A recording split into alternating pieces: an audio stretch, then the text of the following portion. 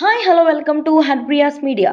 రాజ్యసభ ఎన్నికలపై ఫోకస్ పెట్టింది వైసీపీ. రాజ్యసభ ఎన్నికలకు రేపు నోటిఫికేషన్ విడుదల కానుండటంతో తమ పార్టీ అభ్యర్థులను అధికారికంగా ఏ క్షణంలో అయినా ప్రకటించే అవకాశం ఉంది. ఏపీలో ఖాళీ అవుతున్న 3 సీట్లలో పోటీ చేయాలని నిర్ణయించారు వైసీపీ అధినేత సీఎం జగన్. 3 స్థానాలకు వైవి సుబ్బారెడ్డి, గొల్ల బాబురావు, మేడ రఘునాథ్ రెడ్డి పేర్లు దాదాపు ఖరారు అయినట్లు తెలుస్తుంది.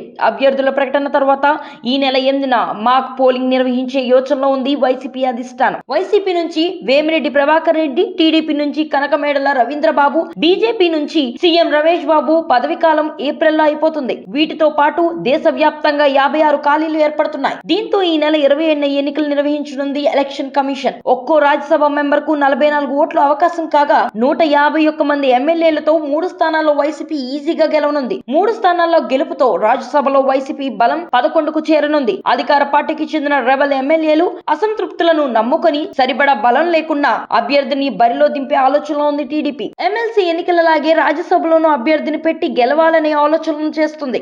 దీనిపై ఇంకా ఎటువంటి నిర్ణయం తీసుకోలేదు. అయితే బీజేపీ టీడీపీ పొత్తు కుదిరితే రాజ్యసభకు మరోసారి పోటీ చేస్తానని చెప్పారు ఎంపీ సీఎం రమేష్. ప్రస్తుతం టీడీపీకి 18 మంది ఎమ్మెల్యేలు ఉన్నారు. బీజేపీకి ఒక్క ఎమ్మెల్యే కూడా లేరు. కానీ క్రాస్ ఓటింగ్ జరుగుతుందనే నమ్మకంతో అభ్యర్థిని పెట్టాలని చూస్తుంది టీడీపీ. ఒకవేళ పొత్తు కుదిరితే బీజేపీ అభ్యర్థిని పెట్టే అవకాశం ఉంది.